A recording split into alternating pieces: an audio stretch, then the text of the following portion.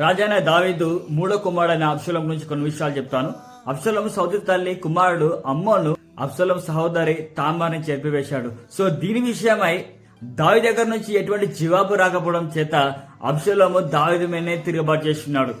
తిరుగుబాటు చేసి కొంతకాలము దావీదు రాజ్యాన్ని కొంతకాలము దాన్ని ఆక్రమించుకున్నాడు. అండ్ దాంతో పాటు దావీదు నుంచి ఇంకా ఎటువంటి ఆన్సర్ రాకపోవడం చేత అమ్మని కూడా అబ్షాలోం చంపివేస్తున్నాడు. అండ్ అలాగే అక్కడితో కూడా ఆగకుండా ఆఖరికి తన తండ్రిని రాజైన దావీదునే చంపడానికి అబ్షాలోము ముందడుగేస్తే ఆఖరికి రాజైన దావీదు సైన్యాధిపతి యోవాబు అబ్షాలోం చంపడానికి చూసినప్పుడు అబ్షాలోము కంచెర గాడి మీద పారిపోతుండగా అబ్షాలోంకి చాలా పెద్దగా కురులు అంటే హెయిర్స్ చాలా పెద్దగా ఉంటుంది.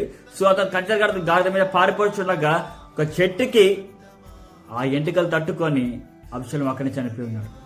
తన కుమారుడు చనిపోయిన విషయం దావీదు గెలిచినప్పుడు దావీదు అన్న మాట ఏంటంటే, నా కుమారుడు అబ్షాలోమా నీకు బదులుగా నేను చేస్తే బాగుండు అని చెప్పి అన్నాడు.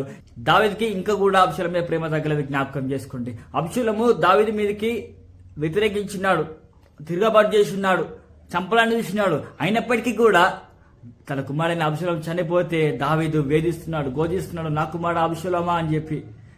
దావీదనే కాదు, ఇప్పుడున్న చాలా మంది తల్లిదండ్రులు అందరూ కూడా మన కుమారుని కానీ కుమార్తె కానీ వాళ్ళ మీద వ్యతిరేకించినప్పటికీ, తిరగబాటు చేసినప్పటికీ కూడా వాళ్ళు తన కుమారుల మీద కుమార్తె మీద ప్రేమ మాత్రం తగ్గదు. జ్ఞాపకం చేసుకోండి. కలకాలం వాళ్ళ ప్రేమ నీ పట్ల చూపిస్తారు.